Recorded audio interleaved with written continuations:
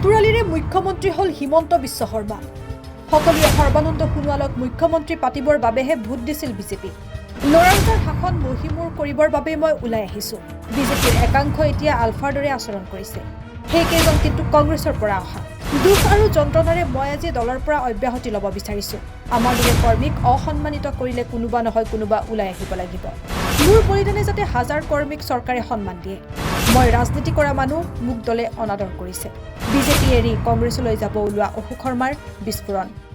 আৰু যেহেতু মই আগতে কৈছিলোঁ আৰু সেই হিচাপে মই আজি দলৰ পৰা অব্যাহতি ল'ম আৰু 3টামান বজাত 3টা 3:30টাৰ ভিতৰত মই আমাৰ ৰাজ্যিক কাৰ্যালয়ত গৈ তাৰ বিষয়ববীয়াৰ ওচৰত মই অব্যাহতি লোৱা পত্ৰখন তাত দাখিল কৰি আহিম। তাৰ পূৰ্বে কাৰোবাৰ সৈতে কিবা আলোচনা হ'ব নেকি ৰাজ্যিক বিজেপিৰ কাৰ্যালয়ত? নাই, তাৰ পূৰ্বে মোক যিটো বিভাগত অধ্যক্ষৰ দায়িত্ব দিছিল সেই বিভাগটোত আজি মই এখন বৰ্ডৰ মিটিং পাতিছোঁ আৰু মিটিংখন শেষ কৰিয়ে মই তাতো আজিৰ পৰা অব্যাহতি ল'ম। যিহেতু মোক এটা চৰকাৰী দায়িত্ব দিছিল, ইতিমধ্যে গাড়ী মই কেতিয়াবাই ঘূৰাই দিছোঁ, কিন্তু এই মিটিংখনৰ কাৰণে মই অব্যাহতি দিব পৰা নাছিলোঁ। যিহেতু অব্যাহতি দিম, মিটিং পাতি মই তাত ভালদৰে আহিব বিচাৰিছোঁ। গতিকে সেই কাৰ্যটো সমাপন কৰি মই ৰাজ্যিক কাৰ্যালয়ত গৈ মোৰ অব্যাহতি পত্ৰ দাখিল কৰি আহিম। মই ভাবিছিলোঁ যে মোক দলৰ পৰা কিবা শাস্তি দিব আৰু নহ'লে মই পদত্যাগ কৰিম, কিন্তু মই এতিয়া দেখিছোঁ যিহেতু মোক কোনো ধৰণৰ শাস্তি নিদিলে, মোক চৌকছ দিয়াৰ পিছতো মই উত্তৰ দিয়াৰ পিছতো মোৰ উত্তৰো নিদিলে। গতিকে মই ভাবিছোঁ আৰু ইয়াত থকা কোনো কাম নাই, কাৰণ এনেদৰে থাকিলে মোৰ যিটো সত্তা এইটো হেৰাই যাব আৰু সেইকাৰণেহে মই আজি দুখ আৰু যন্ত্ৰণাত মই এই দলৰ পৰা অব্যাহতি ল'ব বিচাৰিছোঁ। আওপকীয়াকৈ নহয়, মই এই কথাটো স্পষ্টভাৱে কৈ আছোঁ। যিহেতু ৰাজনীতি কৰা মই মানুহ, মোক ইয়াত অনাদৰ কৰিছে, মোক বহুৱাই ৰাখিছে।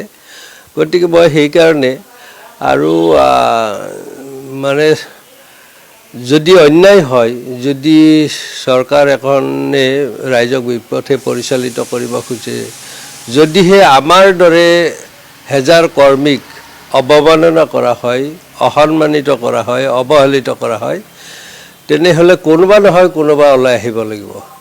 আৰু মই এতিয়া সেই দায়িত্বটো লৈছোঁ। মই কৈছোঁৱেই যে মোৰ বলিদানে যদি হেজাৰ কৰ্মীৰ মনোবল বৃদ্ধি কৰে বা তেওঁলোকক দলৰ নেতৃত্বই বা চৰকাৰে এটা সন্মান দিয়ে, সেইখিনি মোৰ কাৰণে যথেষ্ট হ'ব।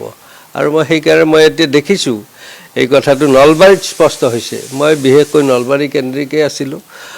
গতিকে মোৰ যিখিনি কাম মই ইয়াতে কৰিছিলোঁ, কিন্তু এতিয়া মোৰ এই কথাটোৱে, মই যে দলৰ পৰা অব্যাহতি ল'ম, মই যে অইন দলত যোগদান কৰিম, এতিয়া মোৰ এটা ভাল লাগিছে যে নলবাৰীত এটা আলোড়ন হৈছে। বহুদিন বহি থকা মানুহবিলাকে এতিয়া মোৰ লগত আহিব খোজা মানুহবিলাকক বা অসন্তুষ্ট কৰ্মীসকলক ফোন কৰি বিভিন্নজনে অনুৰোধ জনাইছে যে তাত গ'লে কি হ'ব, মই এতিয়া অমুক দায়িত্বত আছোঁ, তোমালোকে নাযাবা। কাৰোবাক চাকৰি দিয়াৰ প্ৰলোভন দিছে, কাৰোবাক নতুন দায়িত্ব দিয়াৰ প্ৰলোভন দিছে, কাৰোবাক ঠিকা দিয়াৰ প্ৰলোভন দিছে, আনকি এগৰাকী ৰিটায়াৰ্ড শিক্ষকক তেওঁক দলৰ হৈ কাম কৰি থকাৰ কাৰণে বছৰেকত 1 লাখ টকা দিয়াৰো প্ৰস্তাৱ দিছে। গতিকে এনেকুৱা প্ৰলোভনৰ লগতে যিবিলাক কৰ্মী আছে তেওঁলোকক যোগাযোগ কৰি দলটো শক্তিশালী কৰাৰ কাৰণে চেষ্টা যি চলিছে, মই সেইটোত ভাল পাইছোঁ। কাৰণ মোৰ সেই অৱহেলিত কৰ্মীসকল, যিসকলে দায়িত্ব থকাৰ পিছতো অৱহেলা কৰি আছিল, তেওঁলোকক আজিকালি ফোন কৰি খা খবৰ লোৱা হৈছে বা নতুনকৈ আৰু কিবা দিয়াৰ এটা চেষ্টা কৰিছে। অকল এইটো নলবাৰীতে নহয়, মই দেখিছোঁ অসমৰ বিভিন্ন প্ৰান্তত এনেকুৱা এক বাতাবৰণৰ সৃষ্টি হৈছে। আৰু ইয়েই মোৰ এই অভিযানে, মোৰ এই ব্যৱস্থাই দলটোক এটা ভাল ৰূপ দিব বুলি মই ভাবিছোঁ। আৰু মই আজি দলটোক ভাল অৱস্থাত এৰি আহিছোঁ। মই দলৰ বেয়া অৱস্থাত এৰা নাই। আজি দল আমাৰ দলটো আজিৰ তাৰিখলৈ মই যিহেতু আছোঁ আমাৰ দলটো পৃথিৱীৰ সৰ্ববৃহৎ ৰাজনৈতিক দল এই দলটোৰ কেন্দ্ৰতো চৰকাৰ আছে ৰাজ্যতো আছে স্থানীয়